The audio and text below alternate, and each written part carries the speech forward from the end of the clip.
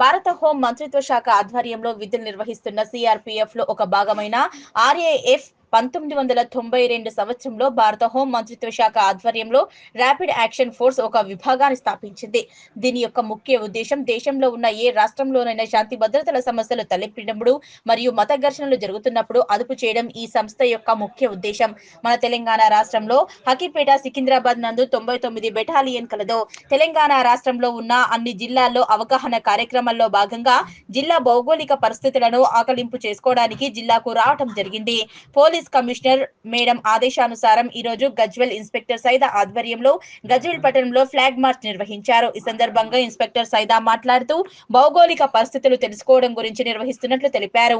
జిల్లాలో ఏదైనా శాంతి భద్రతల సమస్య మత ఘర్షణలు జరిగినప్పుడు వెంటనే వచ్చి జిల్లా పోలీసులకు సహాయ సహకారాలు అందించి బందోబస్తు నిర్వహించి అదుపు చేస్తారన్నారు. ఈ ఫ్లాగ్ మార్చ్ నిర్వహించడం దాని యొక్క ముఖ్య ఉద్దేశమని తెలిపారు. ప్రజలకు సైన్స్ ఆఫ్ సెక్యూరిటీ మరియు మేమున్నామనే భరోసా కల్పించడం జరుగుతుందన్నారు. గజ్వెల్ పోలీస్ స్టేషన్ నుంచి ఇందిరా పార్క్ చౌరస్తా, కోటమైసమ్మ, పిడ్చేర్ రోడ్, గవర్నమెంట్ హాస్పిటల్ చౌరస్తా నుంచి పోలీస్ స్టేషన్ వరకు ఫ్లాగ్ మార్చ్ నిర్వహించారు. ఈ కార్యక్రమంలో rapid action force deputy commandant TP Baghel, ఇన్స్పెక్టర్లు హరిబాబు, మల్లేశ్వరరావు, తోగూట సిఐ లతీఫ్, గజ్వెల్ ఎస్ఐలు యాదవరెడ్డి, శంకర్, ఆర్ఎఫ్ఎఫ్ సిబ్బంది మరియు పోలీస్ సిబ్బంది 84 మంది ఫ్లాగ్ మార్చ్ లో పాల్గొన్నారు.